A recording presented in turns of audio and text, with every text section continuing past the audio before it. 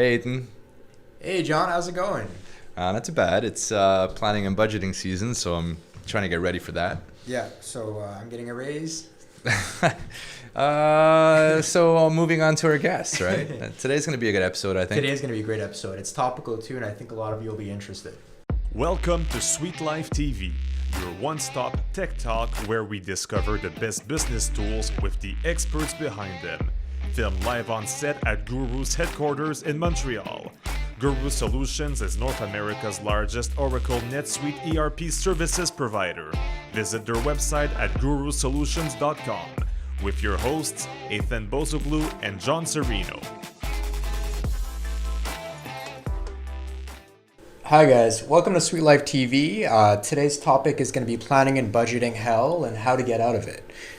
For our guests, we have Jerry Lynn and Matthew J. So Jerry Lynn has actually helped countless entrepreneurs and businesses across Canada and the U.S.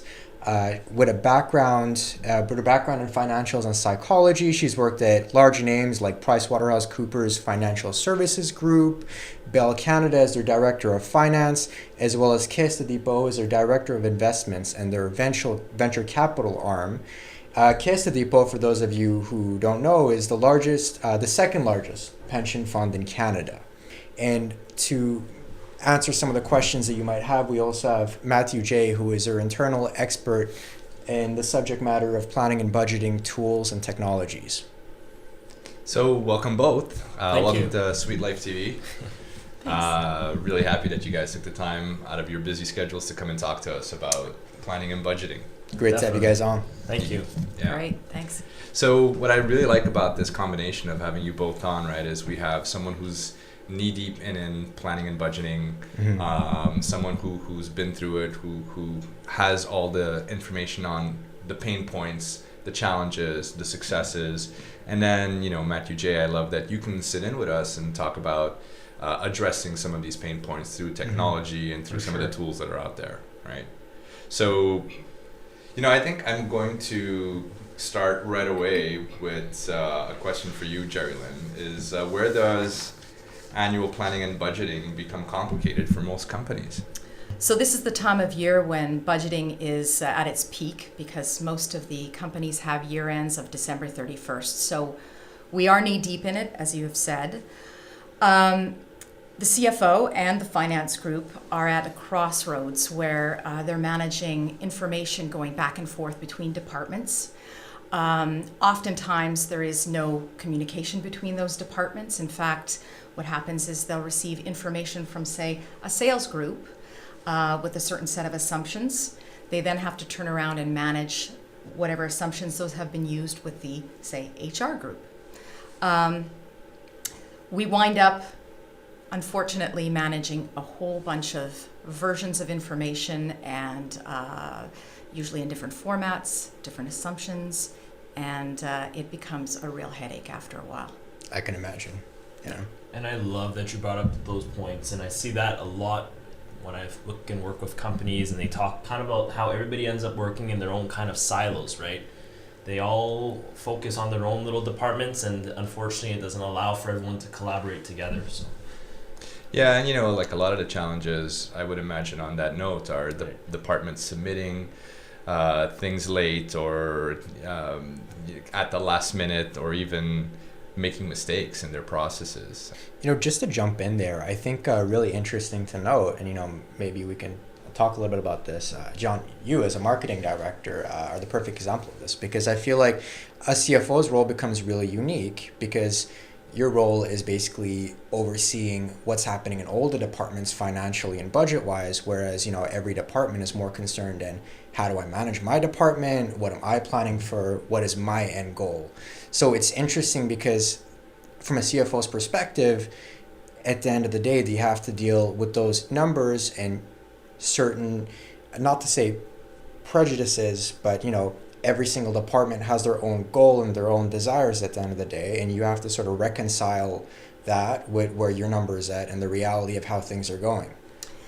That's absolutely true. In fact, contingency is kind of a funny word in a life of a CFO, because that's something that usually, in my experience at least, has been taken at the department level.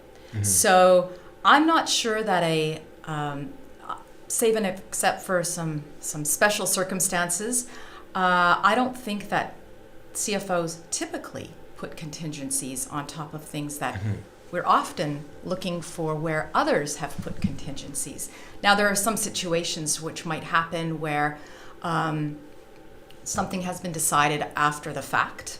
We're going to invest a material amount of money in some kind of sales and marketing effort that's been done after the budget has been prepared.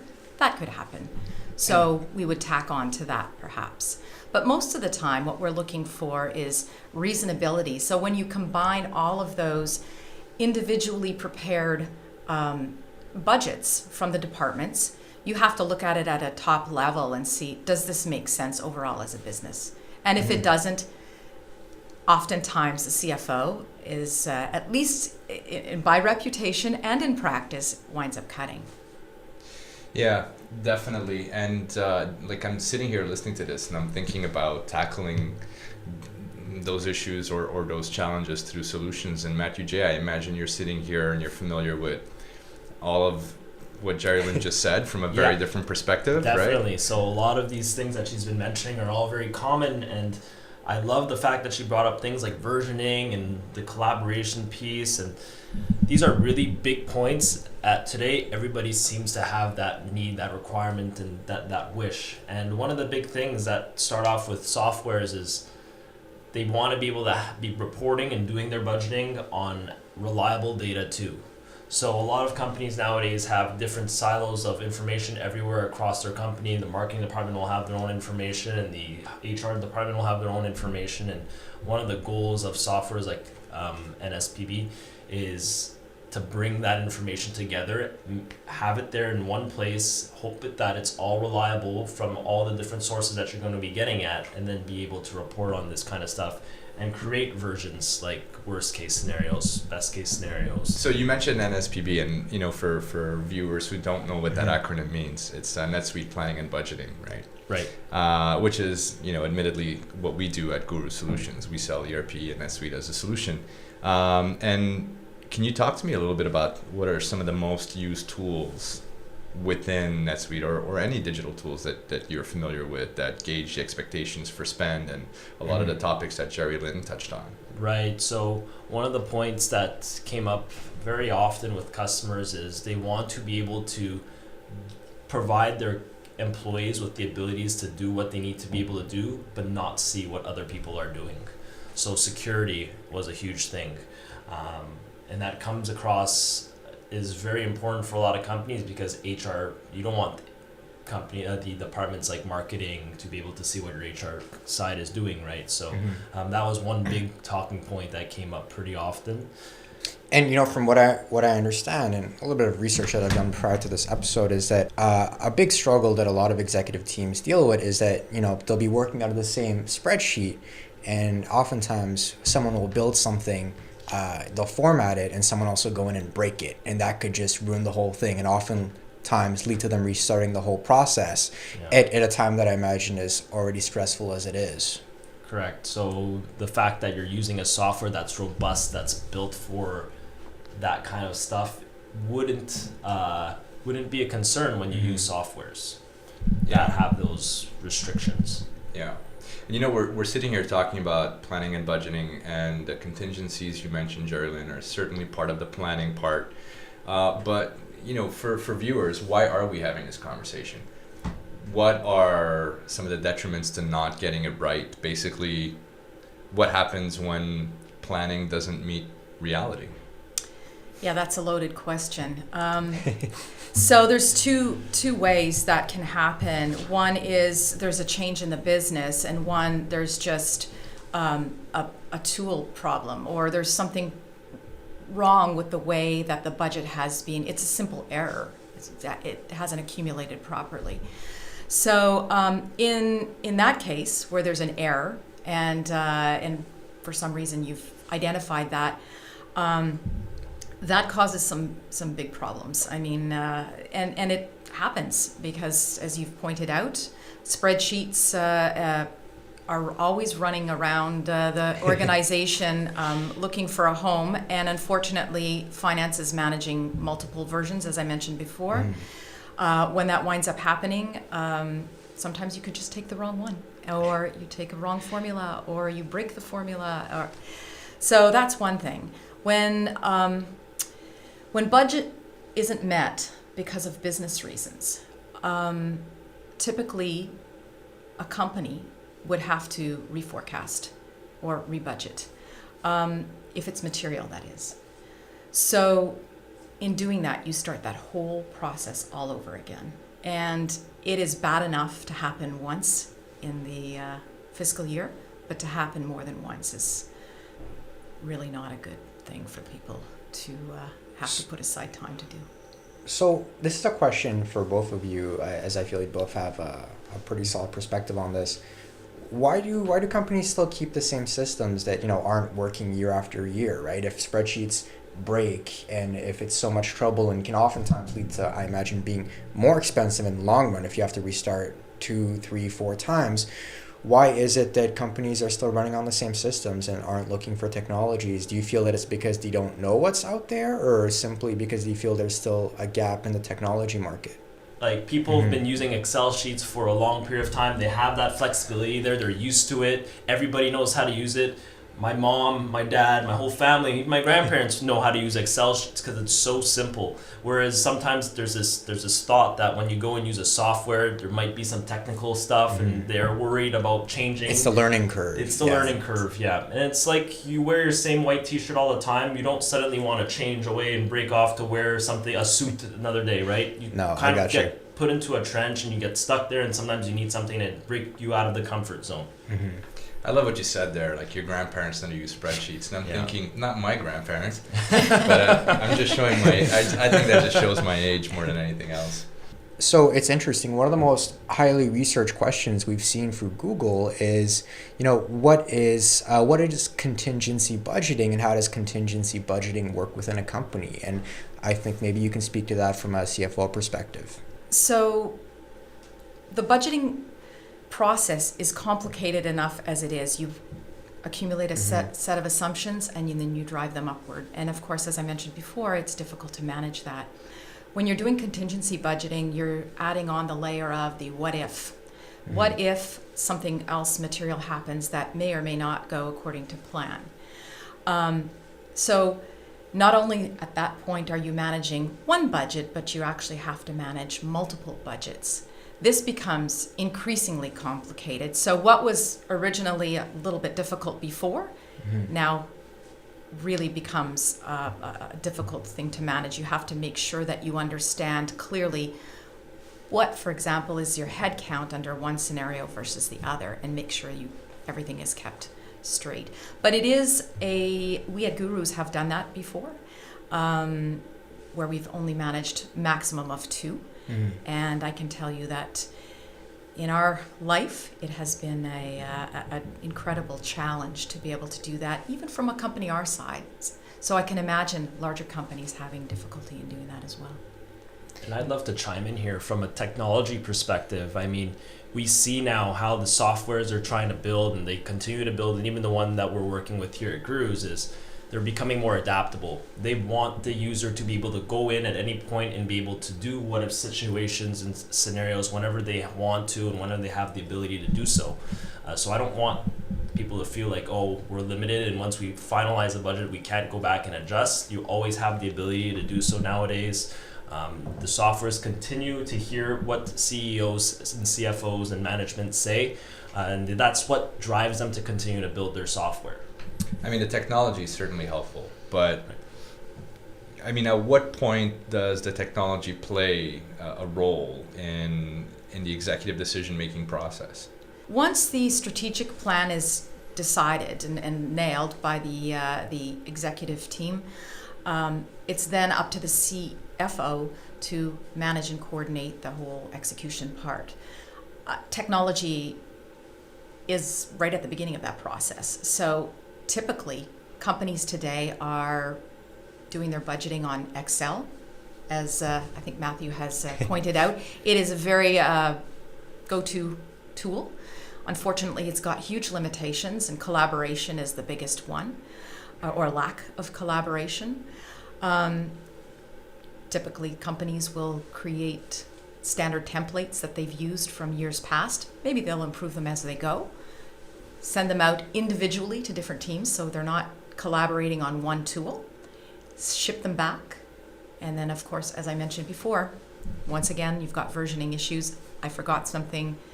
Please use this one, or please use that one. And it's up to the finance team to combine those, put them all together, and consolidate.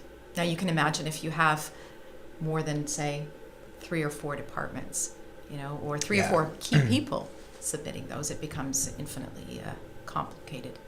But tools, I'd say, are primarily Excel-based, at least in my experience, unfortunately. Right. But then the tools that we build out for our customers, for example, certainly go a long way in speeding up that process, right? And the whole consolidation aspect of it, especially, I would imagine. Absolutely. Yeah. Absolutely. Everybody's working on the same tool. You're able to collaborate. People can see where other changes have been made in other relevant departments. If you have a material change in headcount, HR can turn around to their, say, training budget and say, well, I need to now increase my training budget as a result of a material change in headcount. And if I can interject here, like at NetSuite and Oracle, I think they've noticed that Excel is such an important part of their jobs and maybe a very hard thing to take away from people. So what they've already done to be one step ahead is provide Excel integrations between the actual planning software and Excel so that they're still able to do a lot of their things in Excel and it's connected to the planning software. So it gives them both the comfort as well as the ability to That's a good compromise. Yeah, exactly, Yeah. right? You have both of them together. So I definitely think that there's added value in that. Referring to what we were talking about before, you get to keep that comfort that you're used to while also getting a better system to play around with. Yeah. But right to the point of how valuable Excel can still be, we've actually built out as a company an app, a NetSuite app that we're calling the NetSuite Data Exporter tool, which basically exports your data into Excel so that you can share with people outside of your organization if you need to. And So they're not necessarily extinct. And in fact, that app is quite popular, more popular than I thought it would be, to be honest. But I think it's going there. Like if we had to forecast, and maybe this is more a question for you, Matthew J., but if we had to forecast the future of technology, maybe even as an ERP in addressing these issues, what do you think we're looking at in 5 to 10 years?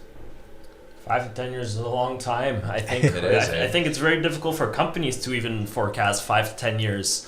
But we are we're in a constant changing and technological environment right now where we see a lot of startups and fintechs coming up and they're coming up with some things that we probably have never heard of before. But I think we're also maybe even hitting into closer to the artificial intelligence side. And that's what I was about to say. Maybe everything will be run by AI in 5-10 years. yeah, robots are going to suddenly pop up and start planning and budgeting for CFOs. We'll be replaced. There'll be 4 robots sitting here instead of us. Before robots sitting at this table interviewing each other. Correct. Yeah. But to get back to your question, what do I see within the next 5 to 10 years? I mean, it's heading towards something that's more artificially intelligent. But I also believe that you'll always need that human touch as well. Right now, what software there is in the market, nothing incorporates artificial intelligence with it. So I definitely see that there is a potential growth in that sense. But in terms of what is there right now, I think there's already a very good solid foundation. There's great integrations that already come that function well with the softwares that exist on the market too. So you'll always be planning and budgeting with reliable data, and then you'll be able to use that, and hopefully those geniuses, Steve Jobs out there, will be able to develop something to help forecast and leverage that information that exists. I mean, speaking of the future and speculating a little, I think we're also looking at a bit of a generational shift where, every generation that hits the market becomes a little less reactive and a little bit more proactive. And I think, we could probably see software adapting towards that, where the more we evolve in every decade or so, technology drastically changes, right? To us, spreadsheets might sort of seem prehistoric, but I can imagine that back in the day, the latest technology was using massive ledgers, right? Right. So it's still an upgrade, and I think that's the future, right?